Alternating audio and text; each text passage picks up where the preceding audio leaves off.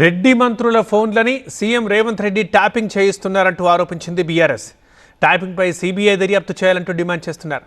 మరేపు BRS నేతలు ఆ పార్టీకి అంటిన బురదని కాంగ్రెస్ కంటించాలని చూస్తున్నారని ఆగ్రహం వ్యక్తం చేస్తున్నారు హస్తం పార్టీ నేతలు. ఫోన్ ట్యాపింగ్ పై మరోసారి కాంగ్రెస్ ప్రభుత్వాన్ని కార్నర్ చేశారు బీఆర్ఎస్ నేత ఆర్ఎస్ ప్రవీణ్ కుమార్.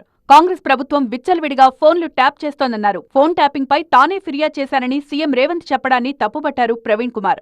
ఒకవేళ తాను ఈ అంశంలో ఫిర్యాదు చేసుంటే ఇప్పటి వరకు తనను విచారణకు ఎందుకు పిలవలేదని ప్రశ్నించారు. నిజంగా నేనే 2023లో కంప్లైంట్ ఇచ్చి ఉంటే మరి 2024లో పంజాగుట్ట పోలీస్ స్టేషన్లో 243/2024 అనే క్రైమ్ ఎందుకు రిజిస్టర్ చేసిండ్రు?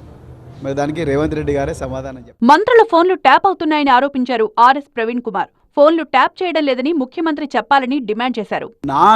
నా బలమైన అనుమానం ఏంటంటే మరి తన క్యాబినెట్ కొలీగ్స్ అయినా మరి కోమటిరెడ్డి వెంకటరెడ్డి గారు, పొంగులేటి శ్రీనివాసరెడ్డి గారు, లేకపోతే ఉత్తమ్ కుమార్ రెడ్డి గారు, ఈ ముగ్గురి నెంబర్లు మీరు ఆ లిస్టులో వాళ్ళ ముగ్గురు నెంబర్లు ఉన్నాయా?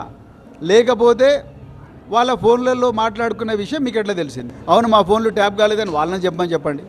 వాళ్ళు ఫోన్లు మార్చుకోలేదు, అవును మా ఫోన్లు పాతవే ఉన్నాయి, మేము కొత్త ఫోన్లు తీసుకోలేదని చెప్పండి కోమటిరెడ్డి వెంకటరెడ్డి గారిని, ఉత్తమ్ కుమార్ రెడ్డి గారిని, పొంగులేటి శ్రీనివాసరెడ్డి గారిని. బీఆర్ఎస్ నేతలపై ఫోన్ ట్యాపింగ్ కేసుంది కాబట్టి కాంగ్రెస్ పైన అదే ఆరోపణలు చేస్తున్నారని విమర్శించారు ప్రభుత్వ విప్ ఆది శ్రీనివాస్. ఈ రోజు బురద మీకంటింది, ఆ బురదను మాకంటించే ప్రయత్నం చేస్తున్నారు. మేము ఎన్నటికీ కూడా ట్యాపింగ్ లో పోయేది లేదు.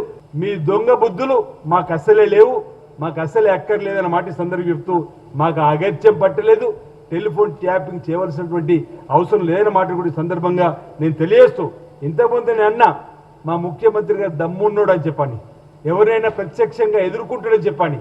ఈరోజు ఆ విధంగా రాజకీయం చేయాలి తప్ప దొంగ చాటుగా ఈరోజు ఒకరి మాటలు విని దానికి అనుగుణంగా రాజకీయాలు చేసినటువంటి అవసరం మాకు లేదన్నమాట. బీఆర్ఎస్ ప్రభుత్వంలాగా ఒకరిపై నిఘా పెట్టాల్సిన అవసరం కాంగ్రెస్ ప్రభుత్వానికి లేదన్నారు ఆది శ్రీనివాస్.